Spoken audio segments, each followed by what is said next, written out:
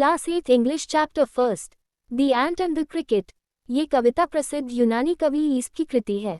कविता के दो पात्र हैं, क्रिकेट और एक चींटी। एक युवा क्रिकेट था जो ग्रीष्मकाल और स्प्रिंग्स के दौरान गाता और नृत्य करता था। वह खुश था और आनंद ले रहा था, लेकिन मूर्ख था। ग्रीष्मकाल और वसंत के दौरान हर जगह हरियाली होती है, तो पर्याप्त भोजन और पानी उपलब्ध हैं। इनमें से किसी को भी स्टोर करने की आवश्यकता नहीं है। इस प्रकार क्रिकेट आनंद लेने में व्यस्त था और सर्दियों के लिए किसी भी भोजन को संग्रहित नहीं करता था। सर्दियों में जमीन बर्फ से ढक जाती है और कोई फूल या पत्ती नहीं देखी जा सकती है। क्रिकेट ने गायन और नृत्य का समय पारित किया और जल्द ही सर्दियों का मौसम आ गया। अब वह परेशानी में था, क्योंकि उसके घर में खाने के लिए एक गड्ढा भी नहीं था और सर्दी के कारण उसे बाहर का खाना भी नहीं मिलता था। वह इस प्रकार कुछ नहीं खा सकता था और भूख से मर रहा था। उसने किसी तरह हिम्मत जुटाकर चींटी से मदद मांगी।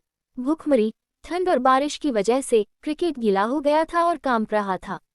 उसने चींटी से अनुरोध किया कि वह उसे अपने घर में कुछ भोजन और आश्रय दे, अन्यथा वह भूख, दुख और ठंड से मर जाएगा।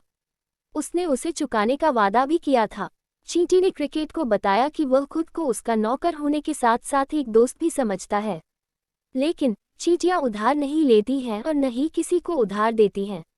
उन्होंने क्रिकेट से ये भी पूछा कि वह वसंत और गर्मियों के दौरान भोजन इकट्ठा क्यों नहीं करते थे। क्रिकेट ने कहा कि वह भविष्य के बारे में ज्यादा परवाह नहीं करता है और सुखद मौसम का आनंद लेने में व्यस्त है। उसने सोचा कि भोजन और पानी हमेशा प्रचुर मात्रा में होंगे। जब क्रिकेट आनंद लेने में व्यस्त था, तब चींटी सर्दियों के मौसम के लिए भोजन का भंडारण कर रही थी।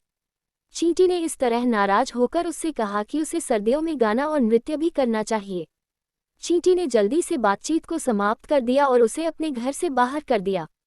अंत में कवि यह कहकर निष्कर्ष निकालता है कि वह सोचता है कि यह कल्पना काफी हद तक सही है। जैसा कि बहुत से मनुष्य हैं जो भविष्य की परवाह नहीं करते हैं। वे इस प्रकार पश्चाताप करते हैं जब समय निकल जाता है। कहानी हमें सिखाती है कि हम क्रिकेट की तरह व्यवहार नहीं करेंगे। हम हमेशा भविष्य के लिए तैयार रहेंगे, ताकि मुश्किल समय में हमें मदद के लिए दूसरों से भीख न मांगनी पड़े। ये हमें ये भी सिखाता है कि हम चींटी के विपरीत दूसरों के लिए भी मददगार होंगे। Like and subscribe to the channel for more interesting stories.